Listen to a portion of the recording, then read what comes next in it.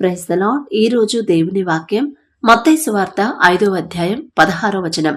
మనుషులు మీ సత్క్రియలను చూచి పరలోకమందున్న మీ తండ్రిని మహిమపరచునట్లు వారి ఎదుట మీ వెలుగు ప్రకాశింపనీయుడే.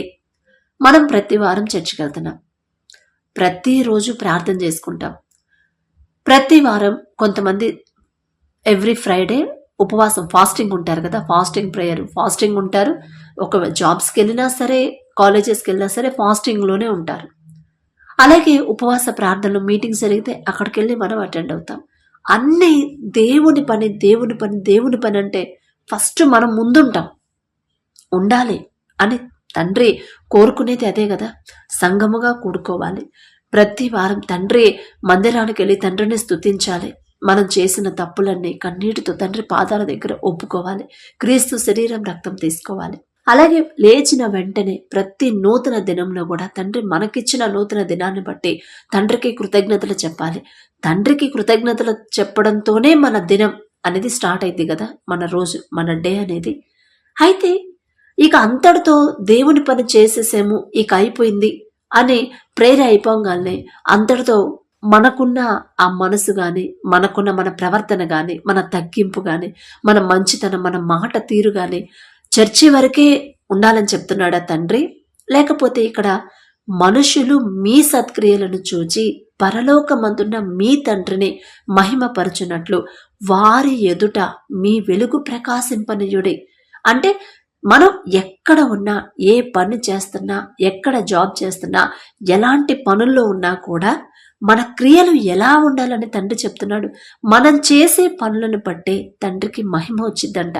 మనం చేసే మన మాట తీరు కానీ, మన ప్రవర్తన కానీ, మన చూపులు కానీ, మన పద్ధతి, మన మాట మనం ఇచ్చే మర్యాద, ఎదుటి వాళ్ళతో మనం మాట్లాడే ప్రేమగా మాట్లాడే మాట తీరు, దానిని బట్టే తండ్రికి మహిమ వచ్చిందంట. పరలోకమందున్న మీ తండ్రిని మనం కాదు మహిమపరిచేది, మన ఎదుటి వాళ్ళు. మనం ఎవరితోనైతే మర్యాదగా మాట్లాడుతున్నామో, ఎవరితో అయితే గౌరవంగా మాట్లాడుతున్నామో, ఎవరి దగ్గర అయితే మనం తగ్గింపుతో, వాళ్ళు ఎన్ని మాటలు అన్నా సరే మనం తగ్గించుకొని, అయ్యో నాదే తప్పు, నాదే పొరపాటు, సారీ అండి, క్షమించండి అని మనమే తగ్గించుకొని వాళ్ళకి సారీ చెప్పి, తప్పు మనం చేసినా వాళ్ళు చేసినా మనమే తగ్గించుకొని అలా ఉంటేనంట ఆ మహిమ అప్పుడు వాళ్ళ మనసులో ఎలా ఉండిద్దండి.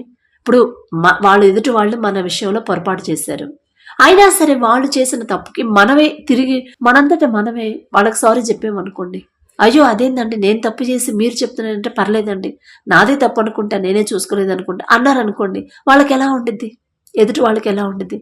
అబ్బా అసలు ఎంత చక్కగా పెంచారు ఈ పిల్లల్ని, వాళ్ళ అమ్మా నాన్న అసలు ఎంత చక్కగా పెంచారు అనుకుంటారా? అనుకోరా? మన అమ్మా నాన్నకి ఆ క్రెడిట్ ఇస్తారు మనకన్నా. అయితే ఇక్కడ తండ్రి అదే చెప్తున్నాడు, మీ సత్క్రియలను, మనం చేసే పనులను, మన క్రియలను బట్టే పరలోకమందున్న మన తండ్రికి మహిమ వచ్చిందంట. అది కూడా మనవివ్వం మహిమ. ఎదుటి వాళ్ళు, మనం ఎవరి దగ్గర అయితే మనం అలా ప్రవర్తిస్తామో, ప్రేమగా ఉంటామో, తగ్గింపుతో ఉంటామో, దీన మనసు కలిగి ఎదుటి వాళ్ళకి గౌరవిస్తా, అలా మనం చేసే పనులను బట్టే మన తండ్రికి మహిమ కలిగిద్ది. మహిమపరచబడినట్లు వాళ్ళే అనుకుంటారు, అసలు నిజంగా ఎంత చక్కగా, అసలు ఎంత గౌరవంగా నడుచుకునేదండి ఈ అమ్మాయి అని మనం వింటా ఉంటాం కదా. ఎవరన్నా చాలా పొలైట్గా ఉన్నారంటే చాలా మంది చెప్పుకుంటారు, మంచిగా చెప్పుకుంటారు, కానీ చెడుగా చెప్పుకుంటారా? ఆ ఘనత, ఆ క్రెడిట్ అంతా ఎవరికి వచ్చిందంటే మన తండ్రికి వచ్చిందంట. అందుకే మనం ప్రార్థనకి వెళ్ళి చర్చిలో ఉన్నప్పుడే మనం జాగ్రత్తగా ఉంటే సరిపోదు. మనం ఉపవాస ప్రార్థనలో ఉన్నప్పుడే మనం ఒకరినొకరు అక్కడ చర్చికి వచ్చే వాళ్ళందరితో ప్రేమగా మాట్లాడుకొని, షేక్ హ్యాండ్ ఇచ్చుకొని, మంచిగా మంచిగా మాట్లాడుకుంటూ అక్కడ వరకే ఉంటే సరిపోదు అని ఇక్కడ తండ్రి చెప్తున్నాడు. అక్కడ ఉండాలి. మందిరానికి వెళ్ళేటప్పుడు, మందిరంలో ఉన్నప్పుడు చాలా మందిని గమనించాం, మీరు కూడా గమనించే ఉంటారు. మందిరంలో ఉన్నప్పుడు అసలు ఎంత ప్రేమగా, ఎంత పొలైట్గా, ఎంత మర్యాదగా, అమ్మ బాగున్నారా, ఎక్కడి నుంచి వచ్చారు, అవునా అంత దూరం నుంచి వచ్చారా, అమ్మ మా సంఘంలో అసలు ప్రార్థనలు బాగా జరుగుతాయమ్మా అని ఎంత చక్కగా చెప్తారు. మరి అదే ప్రేమ, అదే మర్యాద, అదే తగ్గింపు, అదే కలుపుగోలుతనం ఇంటికి వచ్చిన తర్వాత కూడా ఉండిద్దా? మందిరంలో మనం ఎలా ఉంటాం, బయట ఎలా ఉంటున్నాం, ఒక్కసారి మిమ్మల్ని మీరు పరిశీలన చేసుకోండి. దేవుని మందిరంలో ఉన్నప్పుడు మనం ఎంత మర్యాదగా, ఎంత ప్రేమగా, ఎంత గౌరవంగా మాట్లాడతామో మన గృహాల్లో, మన ఇంటి దగ్గర, మన చుట్టుపక్కల వాళ్ళతో కూడా అంతే మర్యాద, అంతే ప్రేమ, అంతే గౌరవంగా, అంతే తగ్గింపుతో మనం నడుచుకోవాలని తండ్రి చెప్తున్నాడు. అలా ఉంటేనే మన తండ్రికి మహిమ కలిగిద్దంట. మహిమ వచ్చింది, మహిమపరచబడతాడు. అలా కాకుండా మనం చాలామంది అన్యుల నోటి వెంట మనం చేసే క్రియలను బట్టి దేవుణ్ణి దూషించడం చాలా సార్లు మీరు వినే ఉంటారు. నేనైతే చాలాసార్లు విన్నానండి. ఏదైనా మనం పొరపాటు చేసామంటే ఆ దూషింపు అనేది మనకు రాదు, మన తండ్రికి వచ్చింది. ఎందుకంటే అలాంటి పనులు చేసామంటే ఇప్పుడు మనం గౌరవం లేకుండా, మర్యాద ఇవ్వకుండా, మన ఇష్టం వచ్చినట్టు నోటుకు వచ్చినట్టు పెద్ద చిన్న మర్యాద లేకుండా మాట్లాడామనుకోండి, అమ్మ అసలు వాళ్ళు చూసారా పిల్ల, అమ్మ అమ్మ తనను చూసారా, ప్రతి వారం చర్చికి వెళ్ళిద్ది, ఎక్కడ మీటింగ్స్ అంటే అక్కడ ఉండిద్ది, ఎక్కడ ఉపవాస ప్రార్థనలు అంటే అక్కడికి వెళ్ళిద్దంట. మరి ప్రతి వారం చర్చికి వెళ్ళి మందిరంలో కూర్చొని అంతగానం ప్రార్థన చేసిద్ది. మరి అసలు మనిషికి మర్యాద తెలీదు. మరి ఏమి నేర్చుకుంటున్నారు అక్కడ, ఏం చెప్తున్నారు, అంతేనా అదేనా నేర్చుకునేదని అన్యులు మాట్లాడతారండి మనం చేసే పనులను బట్టి. అసలు ఆ అవకాశం వాళ్ళకి మనం ఇవ్వకూడదు. మనం చేసే క్రియలను బట్టి, మంచి క్రియలు, అది కూడా సత్క్రియలు అంటే మంచి పనులే చెయ్యండి అని తండ్రి డైరెక్ట్గా చెప్తున్నాడు ఇక్కడ. మీ సత్క్రియలను చూచి మనుషులు, మీ సత్క్రియలు, మీరు చేసే పనులను చూసి పరలోకమందున్న మీ తండ్రిని మహిమపరిచినట్లు వారి ఎదుట మీ వెలుగు ప్రకాశింపనయ్యుడి. చర్చికి వెళ్తున్నాము, తండ్రిని ఆరాధిస్తున్నాము, తండ్రికి ప్రార్థన చేసుకుంటున్నాము అంటే మన మాట తీరు కానీ, మన చూపులు కానీ, మన ప్రవర్తన కానీ, మన జీవితం కానీ, తగ్గింపు కానీ అది మనం చూపించాలి ఎదుటి వాళ్ళకి. చుట్టూరు ఎంతమంది ఎలాగైనా ఎన్ని రకాలుగా ఉండనివ్వండి, కానీ తండ్రి పిల్లలుగా మన తండ్రి, మన యేసయ్య బిడ్డలుగా మనం ఎలా ఉండాలి? సత్క్రియలు మాత్రమే మనం చెయ్యాలి అని తండ్రి చెప్తున్నాడు. దానివల్ల మనకి మంచి పేరు వచ్చింది, మన తండ్రికి మంచి పేరు వచ్చింది. అదే కదా మనకు కావాల్సింది. ఎవరన్నా ఒక మంచి బాగా చదివి లేదా ఒక ఒలింపిక్స్లో కానీ ఒక అవార్డు సంపాదించారు అనుకోండి, పలానా వాళ్ళ అమ్మాయి, పలానా వాళ్ళ అబ్బాయి, పలానా వాళ్ళు, వాళ్ళ పేరెంట్స్ పలానా అని అమ్మా నాన్నని పొగుడతారు కదా. వాళ్ళతో పాటు ఎవరైతే అవార్డు సంపాదించారో వాళ్ళతో పాటు వాళ్ళ అమ్మా నాన్న కూడా పొగుడతారు. అదే ఇక్కడ తండ్రి మనం చేసే పనులను బట్టి ఆ పొగడ్త, మహిమ, ఘనత అనేది మన తండ్రికి వచ్చింది. ఇప్పుడు ఎవరన్నా తెలియని వాళ్ళు మన రోడ్డు మీద వెళ్ళేటప్పుడు ఎవరన్నా ఏదన్నా హెల్ప్ కావాలంటే మనం చేసామనుకోండి, అమ్మా మీరు క్రిస్టియన్సా, మీరు క్రైస్తవులమ్మా, మీరు చర్చికి వెళ్తారా, అలా చాలా మంది అడిగారండి నన్ను, మిమ్మల్ని కూడా అడిగే ఉంటారు. ఒకసారి జ్ఞాపకం చేసుకోండి, అమ్మ మీరు చర్చికి వెళ్తారా అని చెప్పి నన్ను అడుగుతారు. భలే సంతోషంగా అనిపించింది. అవునమ్మా మీకెలా తెలుసు అంటే, లేదమ్మా అసలు చాలా నిజంగా నువ్వెవరో నాకు తెలీదు, నేనెవరో నీకు తెలీదు, కానీ సహాయం చేయడానికి వచ్చావు, అసలు నిజంగా మా దేవుని చర్చికి వెళ్ళే వాళ్ళు భలే ప్రేమగా ఉంటారమ్మా అని చెప్తారు కొంతమంది. భలే సంతోషం వేసిద్ది. అలా మనకే ఇంత సంతోషంగా ఉంటే, ఈ మాటలు వింటే, ఇక మన తండ్రికి ఇంకెంత సంతోషంగా ఉండిద్దండి. అలా ఉండాలి మన క్రియలు, మనం చేసే పనులు అలా ఉండాలి. ఎదుటి వాళ్ళు దేవుని మహిమపరిచేలాగా ఉండాలి. పొద్దుగూకులు చర్చికి వెళ్ళి వచ్చింది, పొద్దుగూకులు ప్రార్థన చేసి వచ్చింది, మళ్ళీ ఇంటికి వచ్చిందంటే ఇక నోటికి అందరు భయపడాల్సిందే. నోరు తెరిస్తే బూతులు, నోరు తెరిస్తే అసలు పచ్చి అబద్ధాలు అని చాలామంది మనం వింటూనే ఉంటాం ఇలాంటి మాటలు. అలా మనం ఉండకూడదు. అందుకే మన జీవితాల్లో ఈ సమస్యలు, ఈ గొడవలు, మనస్పర్ధలు, అప్పుడు ఆర్థిక సమస్యలైనా, అనారోగ్య సమస్యలైనా దీనివల్లే. మన క్రియల్లోనే ఉండిద్ది ఏదైనా. మనం చేసే పనులను బట్టే మనకు వచ్చే శిక్ష. మనం మంచి పనులు, తండ్రికి నచ్చే పనులు, తండ్రికి ఇష్టంగా, తండ్రి మెచ్చుకునేలా ఉంటే మన తండ్రే మనల్ని మెచ్చుకుంటాడు. మన తండ్రి కాకుండా మనుషులు కూడా, దేవుడు అంటే తెలియని వాళ్ళు కూడా దేవుణ్ణి మహిమపరుస్తారు మనం చేసే పనులను బట్టి. గర్వం కానీ, అహంకారం కానీ అస్సలు మనకు ఉండకూడదండి. నేనేదో పెద్ద ప్రవక్తనో, లేకపోతే నేను పెద్ద గొప్ప దైవజనరాలని కాదు, నాకు మాట్లాడటం కూడా రాదు. కానీ ఒకటి, తండ్రి ఏం చెప్తున్నాడు బైబిల్లో, మనం ఎలా ఉండాలని చెప్తున్నాడు, మనం ఎలా ఉన్నాం, మనం ఎలా నడుచుకుంటున్నాం. ఒక మాట మనం విన్నాము అంటే ఆ ప్రకారంగా మన జీవితాలు, నా ప్రవర్తన, నా మాట, నా చూపు, నా ఆలోచనలు అలాగే ఉంటున్నాయా? తండ్రి సత్క్రియలు, మనుషులు మీ సత్క్రియలను మన సత్క్రియలు చేయమని చెప్పాడు. నేను ఎలా చేస్తున్నాను, నేను ఎలా మాట్లాడుతున్నాను, ఎదుటి వాళ్ళతో నేను ఎలా ఉంటున్నాను, ఇరుగు పొరుగు వారిని నిన్ను వలే నీ పొరుగు వారిని ప్రేమించమన్నాడు. మనల్ని మనం ఎంత ప్రేమించుకుంటామో, మనల్ని మనం అలాగే నిన్ను నువ్వెలా ప్రేమించుకుంటున్నావో అంతే ప్రేమగా పొరుగు వాళ్ళని కూడా ప్రేమించు అని చెప్తున్నాడు. అప్పుడు ఒక అతను అడుగుతాడు కదా బైబిల్లో, నా పొరుగువాడంటే ఎవరయ్యా అని చెప్పానంటే, దానికి మళ్ళీ మన పొరుగు వాళ్ళంటే ఆ ఉపమానం మనందరికీ తెలుసు. పొరుగు వాళ్ళంటే ఎవరు? మన చుట్టాల, మన బంధువుల, మన స్నేహితుల, లేదా మనకు తెలిసిన వాళ్ళ, మన దూర బంధువుల, ఫ్యామిలీ ఫ్రెండ్సా? వాళ్ళు కాదు. అసలు ముక్కు మొహం తెలియదు, వాళ్ళది ఏ ఊరో తెలియదు, వాళ్ళు ఎక్కడుంటారో తెలియదు. అయినా సరే అవసరతలో ఉన్నారు అంటే మనం వెళ్ళి వాళ్ళకి సహాయం చేయాల్సిందే. అలా చేస్తేనే తండ్రికి ఇష్టం.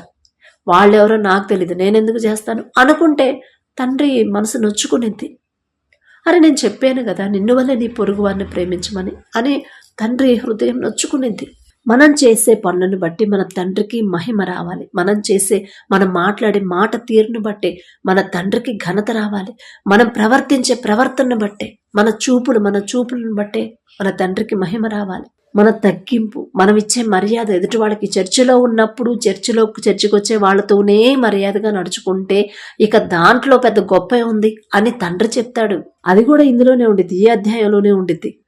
మీరు మిమ్మును ప్రేమించు వారినే ప్రేమించిన ఎడల మీకేమి ఫలము కలుగును? సుంకరులను అలాగు చేయుచున్నారు కదా. 46వ వచనంలో మీరు మిమ్మును ప్రేమించు వారినే. అవును, అతను నాతో మర్యాదగా ఉంటాడు కాబట్టి నేను అతనికి మర్యాద ఇస్తాను. ఆమె నాతో మర్యాదగా ప్రేమగా ఉండేది కాబట్టి నేను ఆమెతో ప్రేమగా ఉంటాను. మరి వాళ్ళకి మర్యాద తెలియదు, వాళ్ళకి ప్రేమించడం తెలియదు అని వేరే వాళ్ళకి మనం గౌరవించకపోయినా ప్రేమించకపోయినా వాళ్ళు ఎలా ప్రవర్తిస్తున్నారో మనం అలా ప్రవర్తిస్తే ఇక దానిలో పెద్ద తేడా ఏముంది అని తండ్రి చెప్తున్నాడు. మిమ్మును ప్రేమించు వారినే ప్రేమించిన ఎడల మీకేమి ఫలము కలుగును? అసలు ఎంత చక్కగా తండ్రి మన నిజ జీవితంలో, ఇప్పుడు మన జీవితంలో మనం ఎలా నడుచుకుంటున్నాము, మనం ఎలా నడుచుకోకూడదు అని తండ్రి ఈ అధ్యాయంలోనే ఎన్ని విషయాలు చెప్తాడో మీరు ప్రతిరోజు చదువుకోండి. మన క్రియలు అలా ఉంటున్నాయా లేవా, మనం అలా ప్రవర్తిస్తున్నామా లేదా అనేది పరిశీలన చేసుకోండి. ఒకవేళ తండ్రి చెప్పినట్టు లేవు మన క్రియలు అంటే మార్చుకోవాలి. మన క్రియలు మార్చుకోవాలి. తండ్రి చెప్పిన మాట చొప్పున మనల్ని మనం మార్చుకుంటేనే తండ్రికి ఇష్టం అండి. ఎప్పుడు ఏ పరిస్థితులైనా, ఎలాంటి క్లిష్ట పరిస్థితుల్లోనైనా మనుషులు మనకి ఎక్కడ నుంచి మనుషుల ద్వారా సహాయం అందకపోయినా మన తండ్రి నుంచే మనకి సహాయం వచ్చింది, చేస్తాడు. ఎందుకంటే మన క్రియలు అలా ఉంటాయి కాబట్టి, తండ్రికి ఇష్టంగా ఉంటాయి కాబట్టి. మనుషులు వాళ్ళు ఎవరైనా కానివ్వండి, అన్యులైనా, కొలీగ్స్ అయినా, ఆఫీస్లో వాళ్ళైనా, మనం చేసే పని దగ్గర మన కింద పనిచేసే వాళ్ళతోనైనా, మనం ఎవరి కిందన్నా పనిచేసేటప్పుడైనా ఎదుటి వాళ్ళని గౌరవించడం, ఎదుటి వాళ్ళని రెస్పెక్ట్ ఇవ్వడం, వాళ్ళ మర్యాద చొప్పున వాళ్ళకి జరిగించడం, దీన మనసు, వాళ్ళకి ఏదైనా అవసరతలు ఉంటే వాళ్ళకి అవసరాలు తీర్చడం. పెద్ద వయసు వాళ్ళు ఉంటారు, మనం ఆఫీసులో పనిచేసేటప్పుడు వయసు పెద్దోళ్ళు ఉంటారు, వాళ్ళకి హెల్ప్ చేయడంలో తప్పేం లేదు కదా. వాళ్ళకి జీతం వచ్చింది కదా, మరి నేను ఎందుకు చేయాలంటే జీతం రానివ్వండి, కానీ ఎదుటి వాళ్ళకి సహాయం చేయాలని తండ్రి చెప్తున్నాడు కాబట్టి చేయాల్సిందే. మన కింద పనిచేసే వాళ్ళైనా, మన పయ్యోళ్ళైనా, మన తోటివారైనా, వాళ్ళెవరో మనకు తెలిసినా తెలియకపోయినా కూడా మనం సత్క్రియలు మాత్రమే చేయాలి. ఆ సత్క్రియలు అంటే ఏంటియో కూడా తండ్రి చెప్పాడు. మిమ్మల్ని ప్రేమించిన వాళ్ళనే మీరు ప్రేమిస్తే మీకేమి ఫలం కలిగిద్ది? అసలు మనల్ని ఎవరైతే దూషిస్తున్నారో, మనల్ని ఎవరైతే బాధ పెడుతున్నారో, మన మీద ఎవరైతే అపవాది వేస్తున్నారో వాళ్ళ కోసం మనం ప్రార్థన చేయాలి కదా. వాళ్ళ కోసం, వాళ్ళ తరపున మనం క్షమాపణ అడగాలి కదా.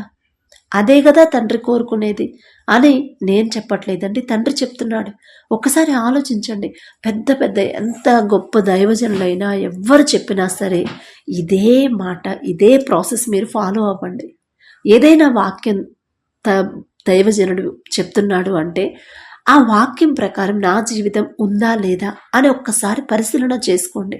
ఒకవేళ లేకపోతే మార్చుకోండి. మన సత్క్రియలను బట్టే మనకి ఏది కావాలంటే అది ఇస్తాడు తండ్రి. మనం సత్క్రియలను బట్టే మనకున్న సమస్యలన్నీ తండ్రి తీసేస్తాడు. మనం చేసే పనులను బట్టే సత్క్రియలు అంటే మంచి పనులే చేయమని. ఇక్కడ మంచి పనులు చేస్తూ ఉన్నాం అనుకోండి, అందరిలో మనం గొప్పగా అవుతామా, లేకపోతే అందరితో మనం ద్వేషించబడతామా? మంచి పనులు చేసే వాళ్ళని ఎవరైనా పొగుడుతారు కదా. ఎవరైనా మంచి పనులు చేసే వాళ్ళని ఎవరైనా పొగుడుతారు కానీ తిట్టరు కదా. అదే ఇక్కడ తండ్రికి కావాల్సింది. మనల్ని మెచ్చుకుంటారు, మన తండ్రిని మెచ్చుకుంటారు. అందుకే చాలాసార్లు ఏ రోడ్డు మీద వెళ్ళేటప్పుడైనా, ఆటోలో వెళ్ళేటప్పుడైనా, ఆఫీసులకు వెళ్ళేటప్పుడు ఎవరైనా ఏదైనా హెల్ప్ అడిగినప్పుడు చేస్తే, అమ్మ మీరు చర్చికి వెళ్తారా అని భలే ప్రేమగా అడుగుతారు. అసలు వాళ్ళకి అర్థమైపోయింది, పలానా వాళ్ళే ఇలాంటి మనసు కలిగి ఉంటారు, పలానా వాళ్ళే పలానా చర్చికి వెళ్ళే వాళ్ళే ఇలాంటి మంచి మనసు కలిగి ఉంటారు అని ఒక బండ గుర్తు పడిపోయిద్ది. అందుకే మీరు ఆలోచించుకోండి, చర్చిలో ఉన్నప్పుడే మన ప్రవర్తన జాగ్రత్తగా చూసుకుంటే సరిపోయిద్దిలే, అది కూడా తండ్రి చెప్పాడు కాబట్టి అనుకోవద్దు. మనుషులు మీ సత్క్రియలను చూచి వారు ఎదుట, అంటే ఎవరు మనుషులు అంటే ఎవరు? పలానా వాళ్ళు చర్చికి వచ్చే వాళ్ళే, బయటోళ్ళు, అదేం చెప్పలేదు ఇక్కడ. మనం ఎవరి దగ్గర ఉన్నా, మన ఇంట్లో ఉంటే ఇరుగు పొరుగు వారితో, ఇంట్లో వాళ్ళతో, మనం ఆఫీస్కి వెళ్తే ఆఫీసులో మన కొలీగ్స్తో, కాలేజ్కి వెళ్తే కాలేజ్ దగ్గర మన ఫ్రెండ్స్తో, పనులకి వెళ్తే పని చేసే దగ్గర మిగతా వాళ్ళతో, మనతో పాటు పనిచేసే వాళ్ళతో, అందరితో కూడా పొలైట్గా ఉండాలి, అందరితో ప్రేమగా ఉండాలి, అందరితో సమాధానంగా ఉండాలి, మర్యాదగా నడుచుకోవాలి. ఎదుటి వాళ్ళని తగ్గించినట్టు మాట్లాడకూడదు. వాళ్ళకి ఇవ్వాల్సిన గౌరవం వాళ్ళకి ఇవ్వాలి. మన కింద పనిచేసే వాళ్ళైనా సరే వాళ్ళకి ఇవ్వాల్సిన రెస్పెక్ట్ వాళ్ళకి ఇవ్వాలి, వాళ్ళకి ఇవ్వాల్సిన మర్యాద వాళ్ళకి ఇవ్వాలి. అదే తండ్రికి చాలా చాలా ఇష్టమైన పని, మీ సత్క్రియలు చూసి. దానివల్ల మనకి ఒక లాభమే, మనల్ని చూసి మన తండ్రి ఇంకా సంతోషిస్తాడు. మన తండ్రికి ఆ మహిమ, ఆ ఘనత తండ్రికి రావాలి అంటే మనం చేసే పనులను బట్టే అని తండ్రి ఇక్కడ చెప్తున్నాడు. వాళ్ళు ఎవరైనా కానివ్వండి, మిమ్మల్ని దూషించి మీ గురించి ఒక పుకారు పుట్టించి దాన్ని ఎంత స్ప్రెడ్ చేసినా సరే వాళ్ళ గురించి ఇప్పుడు మనమేంటో మనం నలుగురిలో మనం మంచివాళ్ళమని నిరూపించుకోవాల్సిన అవసరం లేదు. వాళ్ళ గురించి మనల్ని ఎవరైతే బాధిస్తున్నారు, ఎవరైతే మన మీద నిందలు వేస్తున్నారు, ఎవరైతే మన గురించి తప్పుగా ప్రచారం చేస్తున్నారో వాళ్ళ కోసం మనం కన్నీటితో ప్రార్థన చేయాలి. వాళ్ళ దగ్గరికి వెళ్ళి సత్క్రియలు, వాళ్ళ దగ్గరికి వెళ్ళి మనం మాట్లాడాలి, ప్రేమగా క్షమించే మనసు కలిగి ఉండాలి, వాళ్ళ మనస్ఫూర్తిగా వాళ్ళని క్షమించాలి. అదే అలాంటి పనులు చేస్తే తండ్రికి ఎంత ఇష్టమో. ఈ మత్తయి సువార్త 5వ అధ్యాయంలో చాలా విషయాలు తండ్రి చెప్తాడు. మీరు అలా చేయొద్దు, ఒకవేళ అలా చేశారంటే ఇదిగో ఇలాంటి శిక్ష వచ్చింది, మీరు ఇలా ఉండండి, మీరు అలా ఉండండి అని ప్రతి విషయంలో కూడా. అందుకే జాగ్రత్తగా ఉండండి, ప్రతి విషయంలో కూడా జాగ్రత్తలు తండ్రి చెప్తాడు. కాబట్టి ఈ మాట విన్న తర్వాత మీరు నిర్లక్ష్యంగా ఉండొద్దు. అబ్బా అంత లోతుగా చెప్పట్లేదు, అంత లోతుగా వాక్యాలు తీసుకొని చెప్పట్లేదు అనుకోవద్దండి. ఒక మాట తండ్రి మనతో మాట్లాడాడు అంటే నేను కాదండి, ఇక్కడ నా మాట కాదు, దేవుని కృప మాట్లాడాడు. తండ్రి మనల్ని హెచ్చరిస్తున్నాడు అంటే మనం పొరపాటు చేస్తున్నాము, అది సరి చేసుకోమని తండ్రి మనల్ని హెచ్చరిస్తున్నాడు అనుకోవాలి. అలా మార్చుకుంటే అది మనకే లాభం. మన తండ్రికి ఎంత గౌరవం వచ్చిందో, మన తండ్రికి ఎంత ఘనత వచ్చిందో అది ఆలోచించుకోండి. అమ్మో నేను ఇలా మాట్లాడుతున్నానేంది, ప్రార్థనకి వెళ్ళొచ్చి ఇంట్లో ఎంత గొడవ పెట్టుకుంటారు. మా చుట్టుపక్కలే చాలామందిని చూశాను కాబట్టి నేను ఇలా చెప్పడానికి చెప్తున్నాను. చాలామందిని చూశాను. అక్క వాళ్ళు ఎంత భారంగా ప్రార్థన చేస్తారు, ఎంత ఉపవాసం ఉంటారు. ప్రతి వారంలో ఒక రోజు, ప్రతి శుక్రవారం స్త్రీల కూడిక పెడతారు. ఒకళ్ళింట్లో ఈ వారం అయితే ఇంకొక వారం ఇంకొకళ్ళింట్లో, ఇంకొక వారం ఇంకొకళ్ళింట్లో, అట్లా ప్రతి వారం ఉపవాస కూడికలు పెడతారు. అంతా బాగానే ఉండిద్ది. కానీ కుటుంబస్తులతోనే వాళ్ళకి సమాధానం ఉండదు, ఇంట్లో వాళ్ళతోనే సమాధానం ఉండదు. భర్త తాగుతూ ఉంటాడు, ఇప్పుడు వీళ్ళు ఉపవాస ప్రార్థన చేస్తున్నారు. తండ్రి ఇక్కడ ఏం చెప్పాడు, మీరు సత్క్రియలే చేయాలని చెప్తున్నాడు. తాగొచ్చిన భర్తతో వాదన పెట్టుకుంటాం ఎందుకు? తండ్రి చెప్పాడు కదా, అమ్మ మీరు కరెక్ట్గా ఉండండి, నేను మారుస్తాను, మీరు ఎదురు మాట్లాడొద్దు, మీరు సైలెంట్గా, మీరు ఓర్పు సహనంతో ఉండండి అని తండ్రి చెప్తున్నాడు. కానీ ఓర్పు మనకే లేకపోతే బయట వాళ్ళకి ఎలా ఉండిద్దండి? ఇంకా వాళ్ళకేం చెప్తాం మనం? అమ్మ మాకు చెప్పించాలే, ముందు మీరు చూసుకోండి అమ్మా అని చెప్తారు. ఇంట్లో వాళ్ళతోనే మనం కరెక్ట్గా లేకపోతే బయట వాళ్ళతో ఎలా ఉంటాం? మన క్రియలు ఎలా ఉండాలి? ఇంట్లోనూ కరెక్ట్గా ఉండాలి, చర్చిలోనూ కరెక్ట్గా ఉండాలి, బయట వాళ్ళతోనూ కరెక్ట్గా ఉండాలి. మనం పని చేసే దగ్గర ప్రతి ఒక్కరితో మనం మాట తీరు కానీ, మన చూపులు, మన ప్రవర్తన కరెక్ట్గా ఉండాలి అని తండ్రి చెప్తున్నాడు. అలా చూసుకుంటే మనకే మంచిది, చూసుకోలేదా మనకే నష్టం. కాబట్టి కళ్ళు మూసుకొని ప్రార్థన చేసుకుందాం. కృపగల దేవా మీకే స్తోత్రం, రాజాది రాజా మీకే స్తోత్రం, దేవాది దేవా మీకే స్తోత్రం నా తండ్రి. మరి వాక్యం ద్వారా మమ్మల్ని హెచ్చరిస్తున్న దేవా, సరిచేస్తున్న దేవా మీకే స్తోత్రం నా తండ్రి. మా క్రియలు ఎలా ఉన్నాయో మాకు తెలియట్లేదు నా ప్రభు. ఒకవేళ మేము సత్క్రియలు చేయట్లేదేమో, ఒకవేళ నా తండ్రి మీకు మహిమకరంగా, మీకు మహిమ వచ్చే విధంగా, తెచ్చే విధంగా మేము ప్రవర్తించట్లేదేమో, అలాంటి పనులు మేము చేయట్లేదేమో నా తండ్రి. అందుకే అమ్మా ఇదిగో మీ క్రియలు సరిగా లేవు తల్లి, మీ క్రియలు సరిచేసుకోండి అని చెప్తున్న దేవా మీకే స్తోత్రం. మరి మీ మందిరంలో ఉన్నప్పుడే కాకుండా నా ప్రభు బయట మా కుటుంబస్తులతో కానీ, మా కొలీగ్స్తో కానీ, బయట ఎవరి దగ్గరైనా ఇరుగు పొరుగు వారితో మరి సత్క్రియలు మాత్రమే మేము చేసేలా మా హృదయాలు మార్చండి, మీ వైపు త్రిప్పమని అడిగే అర్హత, పొందుకునే అర్హత లేని వాళ్ళం అయినా సరే యేసు నామములో అడుగుచున్నాము తండ్రి, ఆమేన్.